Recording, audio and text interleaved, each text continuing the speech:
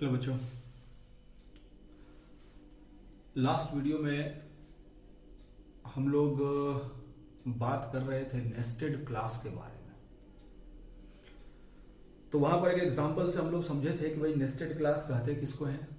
मतलब कोई क्लास जो कि किसी दूसरे क्लास के अंदर बनाया गया है। और एक एग्जांपल से हम लोग समझे थे कि क्या क्या उसका लिमिटेशंस है।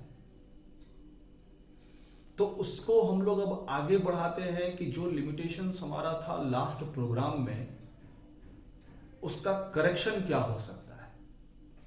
तो चलो उसका एक मॉडिफाइड वर्जन हम लोग लिखते हैं क्लास का। कि याद करो कि एक क्लास हम बनाए थे आउटर नाम से। एक डेटा मेंबर इसमें प्राइवेट के रूप में रख लिए INTA। पब्लिक में आते हैं और यहां पर एक क्लास बनाते हैं इनर नाम से। इसके प्राइवेट मेंबर के रूप में एक डेटा मेंबर रख लेते हैं INTB। पब्लिक में आए, एक डेटा मेंबर रख लिए थे C। एक फंक्शन हम लोग इसमें डिफाइन किए थे void PRN। और इसमें एक मैसेज डिस्प्ले कर देते हैं कि cout inner PRN new line. और एक वैल्यू डिस्प्ले कर देते हैं B इंटू C। B और C का प्रोडक्ट ये डिस्प्ले करेगा। ठीक है। और इस फंक्शन को हमने क्लोज कर लिया। और एक कंस्ट्रक्टर बनाए थे जो कि B और C के वैल्यू को इनिशियलाइज करेगा। जैसे मान लो B इज इक्वल टू दे दे हम 10, C इज इक्वल टू दे दे हम 5। ये क्लास का डेफिनेशन हम यहां पर एंड कर दिए। मतलब इनर क्लास जो मेरा है उसका डेफिनेशन वहां पर मेरा कंप्लीट हो रहा है। अब आगे बढ़ते हैं। एक हम लोग इसका ऑब्जेक्ट बना लें, इनर OB1। ठीक है। फिर आउटर के लिए भी एक कंस्ट्रक्टर बना लेते हैं, outer A is equal to 15। और ये मेरा आउटर का डेफिनेशन कंप्लीट हो रहा है। ठीक है। तो अब आते हैं हम लोग मेन में, void main। अब देखो हम लोग करेंगे क्या। लास्ट डे हम लोगों को कुछ परेशानियां आ रही थी इनके ऑब्जेक्ट को बनाने में कि इनका ऑब्जेक्ट बनेगा कैसे, नेस्टेड क्लास का कैसे बनेगा, इनक्लोजिंग क्लास का अगर ऑब्जेक्ट बनाएंगे तो वो किन मेंबर्स को यूज कर सकता है, किन को नहीं कर सकता है, वो भी देखना था। तो उस पर अब हम लोग थोड़ा सा चीजों को और क्लियर वे में देखेंगे। तो मेन के अंदर चलो हम लोग आते हैं। एक आउटर का अगर ऑब्जेक्ट बना दे, मान लो क्लास का नाम और ऑब्जेक्ट का नाम आउटर AB। ठीक है। अब अगर हम इनर का ऑब्जेक्ट इसमें बनाना चाहें तो कैसे बनाएंगे। ठीक है। इनर का अगर ऑब्जेक्ट बनाना चाहें हम लोग मेन में तो कैसे बनाएंगे। पहला चीज तो ये जान लो कि इनर जब मेरा पब्लिक सेक्शन में डिफाइंड रहेगा तभी यहां पर उनका ऑब्जेक्ट बन सकता है। जो कि लास्ट क्लास में भी हम बात किए थे कि वो जो इनर ऑब्जेक्ट बनाए थे ना, तो वो कह रहे थे कि भाई इनवैलिड स्टेटमेंट है। कारण क्या था कि पिछले एग्जांपल में हम लोग ये जो क्लास इनर था उसको प्राइवेट सेक्शन में डिफाइन किए थे। तो इस कारण से हम कह रहे थे कि देखो भाई उसका ऑब्जेक्ट जो है नन मेंबर फंक्शन में नहीं बनेगा, ठीक है। तो ऑब्जेक्ट बनाने का अगर अब हम लोग काम करें यहां पर तो किया जा सकता है, क्योंकि इस बार इनर मेरा पब्लिक सेक्शन में है तो हम लोग उसका ऑब्जेक्ट यहां बना सकते हैं। तो उसका तरीका क्या होगा, तो तुम उसका फुल नेम दोगे। फुल नेम का मतलब स्कोप रिजोल्यूशन ऑपरेटर यूज करके कि इनर क्लास किस क्लास का नेस्टेड क्लास है, किसका पार्ट है वो पूरा दोगे। तो वो इस तरह से दोगे कि outer scope resolution operator inner, और तब इसका एक ऑब्जेक्ट बना दे।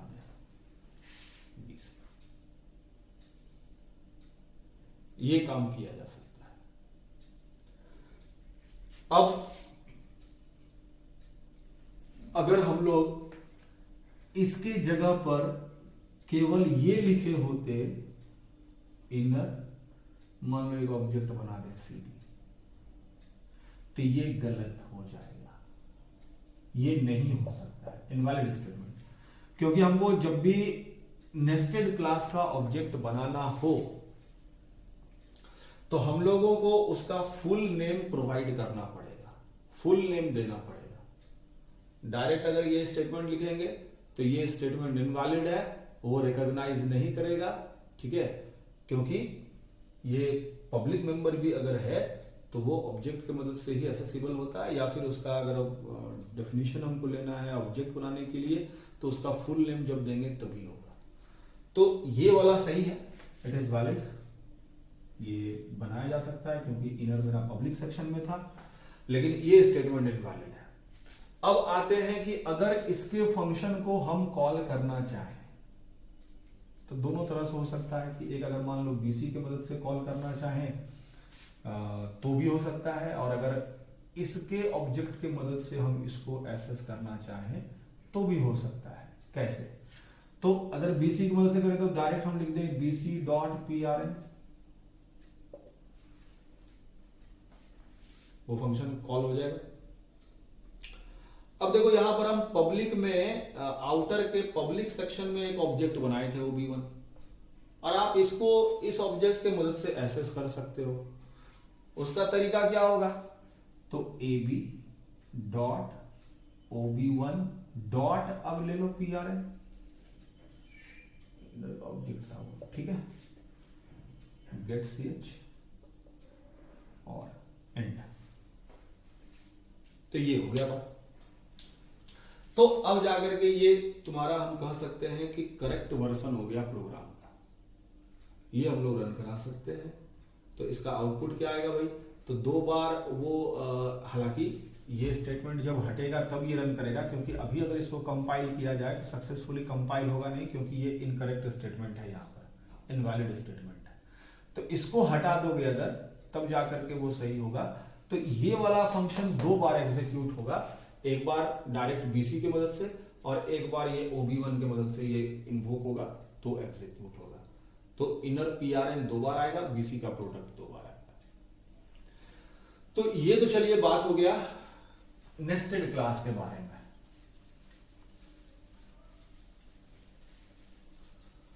अब हम लोग आगे बढ़ते हैं,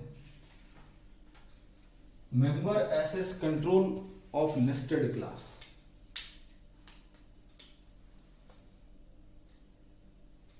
मेंबर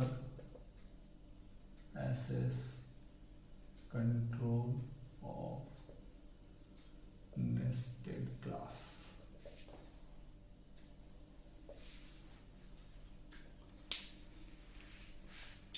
देखो इसमें क्या होगा कि जनरली नेस्टेड क्लास या इनक्लोजिंग क्लास जो भी हैं वो क्लास के यूजुअल एक्सेस रूल्स को फॉलो करते हैं।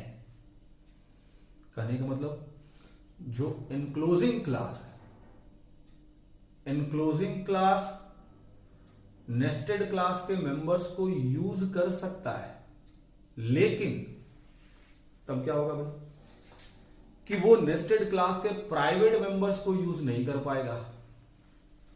क्योंकि प्राइवेट मेंबर अगर किसी क्लास का है तो वो केवल उसी क्लास का मेंबर एक्सेस कर सकता है, उसी क्लास का मेंबर उसको यूज कर सकता है, कोई दूसरा क्लास का नहीं करेगा। तो जो इनक्लोजिंग क्लास जैसे हमारे पिछला एग्जांपल में हमारा था, आउटर क्लास को हम इनक्लोजिंग कह रहे हैं और इनर को कह रहे हैं इनक्लोज्ड क्लास या नेस्टेड क्लास। तो जो इनक्लोजिंग क्लास है यानी आउटर जो है वो इनर के केवल पब्लिक मेंबर को ही एक्सेस कर सकता है, वो भी बाय यूजिंग ऑब्जेक्ट, और प्राइवेट मेंबर को वो एक्सेस नहीं कर पाएगा। ठीक है। और वही बात फिर तुम्हारा नेस्टेड क्लास के लिए भी होगा कि नेस्टेड क्लास जो है इनक्लोजिंग क्लास के प्राइवेट मेंबर को एक्सेस नहीं कर सकता है। ठीक है। तो चलो इसको समझने के लिए अगर हम लोग एक एग्जांपल लें कि वही पिछला वाला क्लासेस दोहरा रहे हैं, क्लास आउटर, ये क्या हो गया, प्राइवेट हो गया बाय डिफॉल्ट, कि कोई भी हम एसएस लेवल यहां पर दिए नहीं, तो वो प्राइवेट मेंबर हो गया मेरा। अब हम लोग आते हैं क्लास इनर, ये भी प्राइवेट ही हो गया।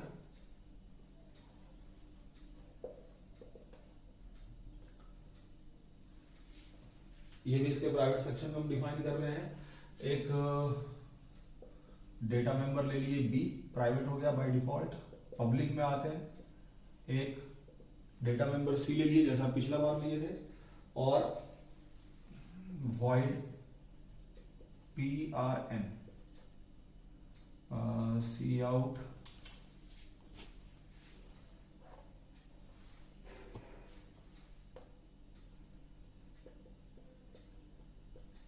बी इंटू सी कर दो, स्लैश एन भी दे देते हैं, न्यू लाइन में चला जाएगा प्रिंट करके इसको।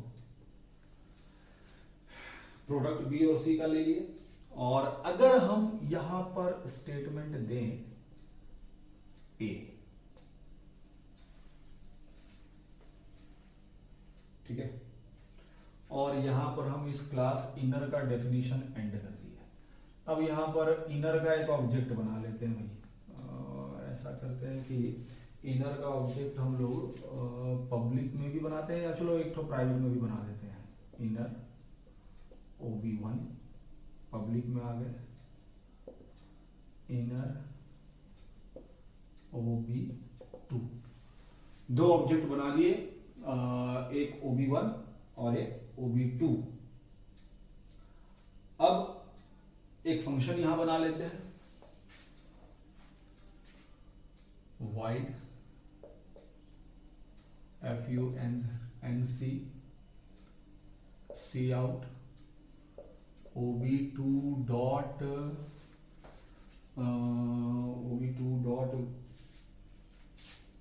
पब्लिक वाला सी है, सी ही लेते हैं, OB2 dot C into OB1 dot सी।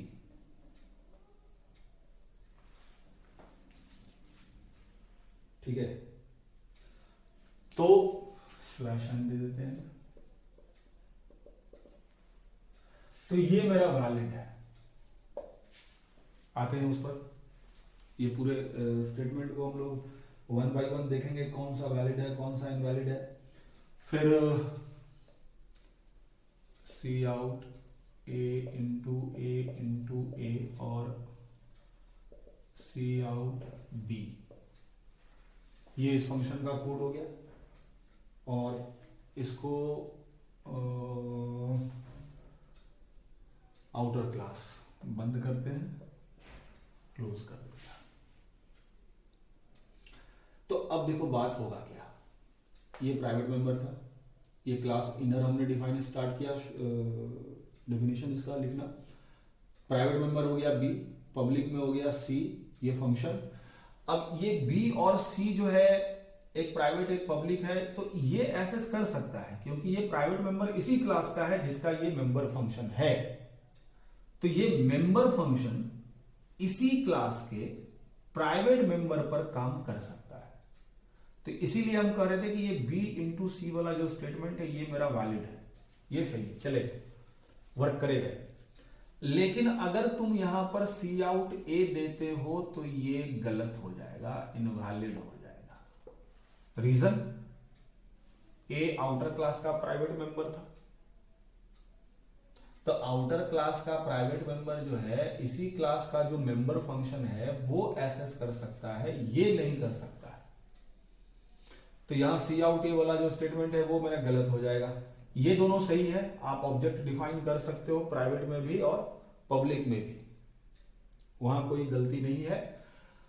इसमें आते हैं, अब ये जो फंक्शन है क्योंकि क्लास का मेंबर है आउटर क्लास का, तो ये OB2 और OB1 दोनों को एक्सेस कर सकता है क्योंकि ये दोनों भी इसी क्लास के मेंबर हैं। तो OB2.c, अब ऑब्जेक्ट जो है ये तुम्हारा इसका ऑब्जेक्ट इनर क्लास का ऑब्जेक्ट है, तो इनर क्लास का ऑब्जेक्ट उसके पब्लिक मेंबर को या पब्लिक डेटा को तो एक्सेस कर ही सकता है। तो OB2.c इंटू OB1.c जो लिखे हैं ये मेरा वैलिड स्टेटमेंट है क्योंकि C जो है वो पब्लिक डेटा मेंबर है क्लास इनर का और उनके ऑब्जेक्ट के मदद से हम लोग उस पर काम डायरेक्टली कर सकते हैं, तो इसलिए वो वैलिड है। अब यहां पर आए सी आउट है, ये भी वैलिड है, कारण ये तो मेंबर फंक्शन मेरा आउटर का ही है, तो आउटर का जब ये मेंबर फंक्शन है तो उसके प्राइवेट डेटा पर तो ये काम कर ही सकता है, तो इसीलिए ये स्टेटमेंट भी हमारा वैलिड होगा, ये स्टेटमेंट भी हमारा सही है, ये वर्क करेगा। अब इस पे आते हैं C out B, this is invalid. क्यों इनवैलिड है भैया? तो ये जो बी है वो क्लास इनर का प्राइवेट मेंबर है और डायरेक्ट तो वो ऐसे भी यूज नहीं हो सकता था, अगर यूज होने लायक भी रहता तब वो ऑब्जेक्ट के मदद से होता, लेकिन वो भी कब, जब वो पब्लिक मेंबर रहता, जैसा कि हम सी पर किए हैं, जैसा कि हम सी पर काम किए हैं। पब्लिक मेंबर है तो ऑब्जेक्ट के मदद से हमने उसको एक्सेस किया और वहां पर हम कह रहे हैं कि वो वैलिड स्टेटमेंट है, वो काम करेगा। लेकिन क्योंकि बी इसका प्राइवेट मेंबर है तो ये स्टेटमेंट यहां पर काम नहीं करेगा, तो वो इनवैलिड स्टेटमेंट होगा। तो इस तरह से हम लोग कह सकते हैं नेस्टेड क्लास के मेंबर्स एक दूसरे के डेटा मेंबर या फंक्शंस पर काम कर सकते हैं इस रूप में। तो चलिए अब आगे बढ़ते हैं टॉपिक में।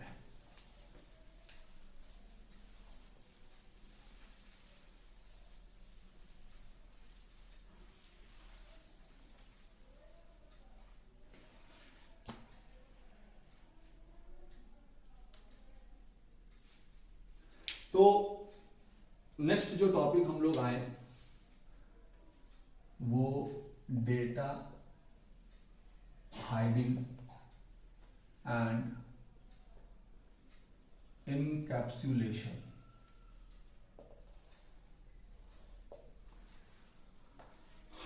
और ये जो टॉपिक है हम कह सकते हैं कि ये उप्स कंसेप्ट का एक टॉपिक है, ऑब्जेक्ट ओरिएंटेड प्रोग्रामिंग कंसेप्ट, जिसके बारे में हम तुमको पहले कह चुके हैं कि शुरुआत में अगर हम वो चैप्टर डील करते तो उसमें काफ़ी चीज़ें ऐसी थी जो आपको समझ में नहीं आती पहले, जैसा कि ये एकदम बिगिनिंग वाला चीज़ है ऑब्जेक्ट ओरिएंटेड प्रोग्रामिंग कंसेप्ट का। लेकिन ये अब जा करके तुमको समझ में आएगा कि डेटा हाइडिंग से हमारा क्या मतलब है और इनकैप्सुलेशन से हमारा क्या मतलब है। तो चलिए इस पर हम लोग बात करते हैं। जैसा तुमको हम बताए थे शुरुआत में कि ऑब्जेक्ट ओरिएंटेड प्रोग्रामिंग में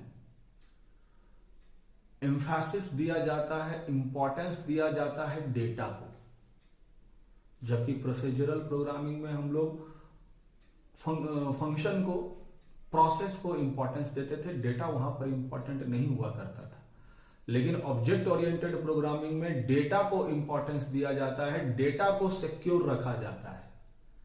ठीक है, मतलब हम लोग कह सकते हैं कि इसका नॉर्मल एक्सपोजर नहीं होगा टू डिफरेंट फंक्शंस। कोई भी दूसरा फंक्शन या कोई भी फंक्शन प्रोग्राम का इसको डायरेक्टली एक्सेस कर ले, ऐसा नहीं होगा। ठीक है, तो सवाल उठता है कि वो चीज होगा कैसे। तो यही हम लोग जो काम कर रहे हैं कि क्लास में डेटा मेंबर्स भी डिक्लेयर कर रहे हैं और फंक्शंस भी डिक्लेयर कर रहे हैं in different sections, private, public and protected. तो जैसा कि हम लोग अभी तक देखते आए हैं कि प्राइवेट और प्रोटेक्टेड में अगर हम लोग कोई डेटा मेंबर को डिफाइन करते हैं तो वो केवल क्लास के मेंबर फंक्शंस को ही अवेलेबल होता है ना। नॉन मेंबर फंक्शंस उन डेटा पर डायरेक्टली काम नहीं कर सकते हैं, जो भी काम करेगा मेंबर फंक्शन ही करेगा। और ये फंक्शन का एक्सपोजर होता है to different non member functions. जो मेंबर फंक्शंस को हम लोग बनाते हैं जनरली पब्लिक में, और पब्लिक में जब इसको बनाते हैं तो इन्हीं फंक्शंस को हम लोग कॉल करते हैं with the help of object in non member functions, और इसका कोडिंग इस तरह से किया हुआ रहता है जो डेटा पर हमारा काम करता है। तो इस तरह से हम लोग जो है डेटा हाइडिंग का कंसेप्ट इंप्लीमेंट करते हैं C++ में। इसी को हम लोग एक और टर्म से डिनोट कर सकते हैं, डेटा एब्स्ट्रैक्शन। चलो उसके बारे में भी बात कर लें क्योंकि वो चीज इसी से रिलेटेड है। डेटा एब्स्ट्रैक्शन, तो एब्स्ट्रैक्शन से हमारा क्या मतलब होता है कि providing only that amount of information to a particular user और particular type of users which are required by them and hiding the background details. किसी यूजर को या ग्रुप ऑफ यूजर्स को या किसी मेंबर को या किसी फंक्शन को केवल उतना ही इंफॉर्मेशन का एक्सपोजर देना, उतना ही इंफॉर्मेशन उसको प्रोवाइड करना जितना का उसको रिक्वायरमेंट है, बाकी बैकग्राउंड डिटेल उनसे हाइड करके रखना। ठीक है, तो ये प्रोसेस कहलाता है डेटा एब्स्ट्रैक्शन, और यही तुमको इंप्लीमेंट करता है डेटा हाइडिंग। और ये किसके मदद से होता है, तो वो जो हम लोग प्राइवेट मेंबर और प्रोटेक्टेड मेंबर में हम लोग डेटा मेंबर को डिफाइन करते हैं, और उसी से डेटा एब्स्ट्रैक्शन हमारा इंप्लीमेंट होता है। तो जैसे मान लो उदाहरण के तौर पर अगर हम बात करें कि हम लोग अपने दैनिक जीवन में बहुत सारे इलेक्ट्रॉनिक अप्लायंसेस यूज करते हैं। एक सिंपल सा एग्जांपल, जैसे मान लो फैन है, ठीक है, तो फैन का काम क्या है कि भाई रोटेट करेगा, हम लोगों को हवा देगा। उसका और क्या होना चाहिए कि भाई उसका स्पीड ज़्यादा हो सकता हो, ऐसा प्रोविजन उसमें होना चाहिए। तो ये सब रिक्वायरमेंट को समझते हुए कंपनियां जो है फैंस बनाती हैं, उनके साथ रेगुलेटर प्रोवाइड करती हैं जिसके मदद से हम लोग स्पीड कंट्रोल करते हैं। तो उसके लिए हमको इंटरफेस दिया हुआ है ना, कि आप रेगुलेटर यूज कीजिए, स्विच यूज कीजिए फैन को ऑन ऑफ करने के लिए, रेगुलेटर यूज कीजिए उसके स्पीड को कम या ज्यादा करने के लिए। लेकिन वो हो कैसे रहा है, उसका बैकग्राउंड में किस तरह से काम हो रहा है, स्पीड कम क्यों हो रहा है, ज्यादा क्यों हो रहा है, रेगुलेटर घुमाने पर, स्विच ऑन करने पर फैन घूमने क्यों लगता है, ऑफ करने पर बंद क्यों हो जाता है, ये सबसे किसी पर्सन को मतलब होता है? नहीं। उसको भाई केवल इतना ही मतलब है कि भाई हाँ लाइट है, भाई हमारा गर्मी लग रहा है, फैन का स्विच दाब दिए, ऑन हो गया, ज्यादा हवा नहीं दे रहा है, रेगुलेटर से स्पीड बढ़ा दिए, बढ़ गया, काम हो रहा है। हम लोग कोई उतना जनरली दिमाग नहीं लगाते हैं भाई कैसे इतना हो रहा है, कम ज्यादा क्यों हो रहा है, किस तरह से हो रहा है, वो बैकग्राउंड डिटेल्स हमको कोई मतलब भी नहीं है। कोई व्हीकल चलाता है, मान लो अगर कोई आदमी, तो ये कभी थोड़ी दिमाग लगाता है कि भाई पेट्रोल का या फ्यूल का उसका कंजम्पशन कैसे हो रहा है, कंबशन कैसे हो रहा है, कैसे गियर चेंज करने पर गाड़ी का स्पीड बढ़ रहा है, ब्रेक लगाने पर कम हो रहा है, ये सब कोई जल्दी दिमाग नहीं लगाता है, क्योंकि उसको जितना जरूरत है उसके लिए सारी चीजें अवेलेबल है इंटरफेस के रूप में। भाई एक्सेलरेटर से स्पीड बढ़ेगा, ब्रेक लगाएंगे स्पीड घटेगा, गियर चेंज करेंगे तो भी स्पीड मेरा कम होगा, या पावर उसका अलग अलग लेवल पर अलग अलग होगा। ठीक है, कि व्हीकल चला रहे हैं, भाई एसी का स्विच दबा दिए, एसी ऑन हो गया। तो ये सारे चीजों के लिए इंटरफेस हम लोगों को प्रोवाइडेड रहता है। बाकी बैकग्राउंड डिटेल में वर्क कैसे परफॉर्म हो रहा है इससे हमको कोई मतलब नहीं होता है। तो वही चीज हमारा डेटा एब्स्ट्रैक्शन है। ठीक है, और इसी से हम लोग कहते हैं कि डेटा हाइडिंग का भी कंसेप्ट हमारा हो रहा है। तो ये ऑब्जेक्ट ओरिएंटेड प्रोग्रामिंग का एक बहुत ही इंपॉर्टेंट कंसेप्ट है, और C plus plus data hiding को इंप्लीमेंट करता है by defining its members in different access levels, private, public and protected. Private में जिसको रख दें वो हाइड हो जाएगा from outside world. Outside world से हमारा मतलब है नॉन मेंबर फंक्शंस, ठीक है। और इसी चीज के मदद से हम लोग कहेंगे कि एब्स्ट्रैक्शन मेरा परफॉर्म हो रहा है। दूसरा है टर्म यहां पर इनकैप्सुलेशन।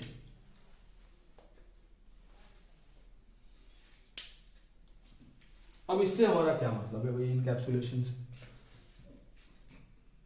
तो अभी तक हम लोग क्लास में जितने भी एग्जांपल्स देखे हैं, जितना भी उदाहरण हम लोग लिए हैं क्लास एंड ऑब्जेक्ट में, उन सब में हमने ये देखा है कि क्लास में डेटा मेंबर और वो सारे फंक्शंस जो उन डेटा मेंबर पर काम कर रहे हैं उनको हम लोग एक सिंगल यूनिट में रख रहे हैं। और वो यूनिट कौन सा है, किसमें हम लोग डेटा मेंबर और उन पर काम करने वाला मेंबर फंक्शंस को एक साथ रख रहे हैं? तो वो यूनिट है क्लास। क्लास वो यूनिट है जिसमें डेटा मेंबर और उनसे एसोसिएटेड फंक्शंस को हम लोग एक जगह पर एक ग्रुप में बाइंड कर रहे हैं, कह सकते हैं, रख रहे हैं। तो यही प्रोसेस जो है ना, प्रोसेस ऑफ हम लोग कहते हैं रैपिंग अप। रैपिंग, जैसे रैपर तुम लोग नाम सुने होंगे, जैसे टॉफी वगैरह जो रहता है, चॉकलेट वगैरह रैपर में रहता है, ठीक है।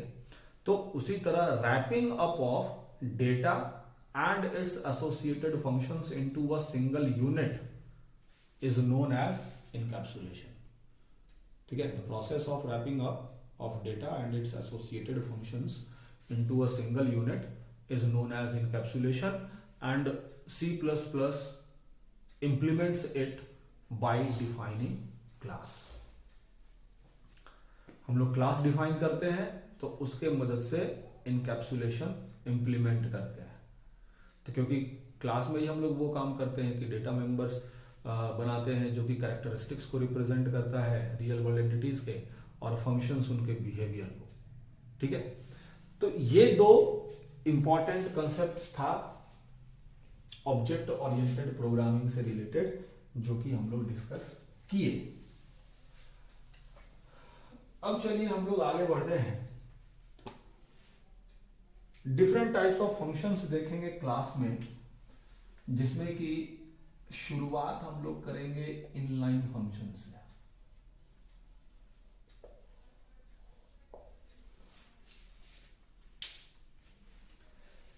तो इनलाइन फंक्शन को समझने से पहले हम लोग थोड़ा बात करें कि कोई नॉर्मल फंक्शन अगर एग्जीक्यूट होता है तो उनमें क्या क्या डिफरेंट ओवरहेड्स होते हैं। तब उसके बाद हम लोग इनलाइन फंक्शन के बारे में बात करेंगे, तब वो ज़्यादा समझ में आएगा। तो एक छोटा सा प्रोग्राम अगर हम लोग डिफाइन करें, बहुत ही छोटा सा प्रोग्राम, void main, चलिए एक फंक्शन हम यहाँ पर डिक्लेयर कर लें, int sum, दो इंटीजर टाइप वेरिएबल या आर्गुमेंट ये एक्सेप्ट कर ले, कुछ वेरिएबल हम डिफाइन कर दें abc, या छोड़ो हम सम के लिए सीधा s ले लेते हैं, int s इनिशियलाइज कर देते हैं 0 से, ठीक है। और सम में हम ये फंक्शन कॉल करके रख लें, इस पे दो वैल्यू पास करा दें, सपोज 10 और 15, और मैसेज डिस्प्ले करा दें cout some is s get ch and this is closing brace of main। अब ये फंक्शन डिफाइन कर दें, int sum, int a, int b, और यहाँ रिटर्न कर दें रिटर्न a प्लस b, बंद कर दें। तो तुमको ये प्रोग्राम देख करके समझ में आ रहा होगा कि हम लोग एक फंक्शन डिफाइन किए हैं जो कि सम कैलकुलेट कर रहा है, दो वैल्यू जो इसको पास कराया जाएगा उसका। तो देखो नॉर्मली फंक्शन एग्जीक्यूट होता है तो बैकग्राउंड में किस तरह से काम होता है पहले हम लोग वो देख लेते हैं। मेन का एग्जीक्यूशन होगा, पहले तो ये फंक्शन डिक्लेयर हुआ, ये वेरिएबल एस इनिशियलाइज हुआ 0 से। अब जैसे ही ये फंक्शन कॉल स्टेटमेंट मिला तो काम क्या क्या होगा। सबसे पहले तो ये नेक्स्ट इंस्ट्रक्शन का एड्रेस सेव करके रख लेगा, क्योंकि कंट्रोल ट्रांसफर होगा यहां से यहां। तो जब इसको एग्जीक्यूट करने के बाद ये वापस आएगा तो इसको पता होना चाहिए कि अब हमको कौन सा इंस्ट्रक्शन एग्जीक्यूट करना है, या फिर जो इंस्ट्रक्शन हमको एग्जीक्यूट करना है अगला वो है कहां पर, ये उसको पता होना चाहिए। आखिर हम लोग अगर कहीं जाते हैं तो लौटने का भी रास्ता हमको पता होना चाहिए कि हमको कहां पहुंचना है। तो उसी तरह से जैसे ही ये फंक्शन कॉल स्टेटमेंट मिलेगा तो सिस्टम क्या करेगा, नेक्स्ट इंस्ट्रक्शन का एड्रेस वो सेव कर लेगा। उसके बाद अगर कोई आर्ग्यूमेंट है तो उसका वैल्यू ये कॉपी कर लेगा यहां पर। फिर क्या होगा कि कंट्रोल यहां से ट्रांसफर होके आ जाएगा इस फंक्शन के पास, इसका कोड एग्जीक्यूट होगा। अगर ये कोई वैल्यू रिटर्न कर रहा है तो वो स्टोर होगा स्टैक में, फिर यहां पर आएगा एस में वो वैल्यू स्टोर हो जाएगा, और तब एग्जीक्यूशन फिर रिज्यूम होगा उस एड्रेस से जिसको कि ये कंट्रोल ट्रांसफर करने से पहले सेव करके रखा था। तो ये सब डिफरेंट स्टेजेस होंगे परफॉर्म किसी फंक्शन कॉल स्टेटमेंट के मिलने पर। मतलब फंक्शन कॉल स्टेटमेंट जैसे ही मिलेगा डायरेक्ट उस फंक्शन पर जाकर वो काम करना शुरू नहीं कर देगा, ठीक है। इस बीच में वो डिफरेंट वर्क्स परफॉर्म कर रहा है ताकि सिस्टमैटिक वे में वो हमारा एग्जीक्यूट हो। तो उसके लिए हम तुमको क्या कहें कि भाई नेक्स्ट इंस्ट्रक्शन का एड्रेस सेव होना चाहिए, आर्ग्यूमेंट का वैल्यू कॉपी होगा इसमें, तब जाकर के ये कंट्रोल यहाँ ट्रांसफर होगा, तब ये एग्जीक्यूट होगा फंक्शन का कोड, और तब ये वापस आएगा।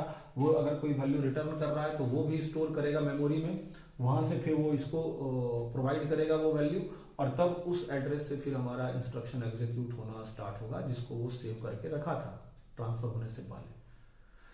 तो ये सब कहलाता है function overheads. Function call statement जब मिलता है तब तो इसमें जरूर है कि कुछ ना कुछ टाइम मेरा जाता होगा। तो इसी टाइम को कम करने के लिए, बचाने के लिए इनलाइन फंक्शंस हम लोग बनाते हैं। तो इनलाइन फंक्शन होता क्या है, ये कैसे काम करता है, किस तरह से ये स्पीड को बढ़ाएगा, इनलाइन फंक्शन का लिमिटेशन क्या होता है, ये सब बातें हम लोग नेक्स्ट वीडियो में करेंगे। तो इस वीडियो में इतना ही। नेक्स्ट वीडियो में हम लोग इनलाइन फंक्शन के बारे में डिटेल में बात करेंगे। That's it.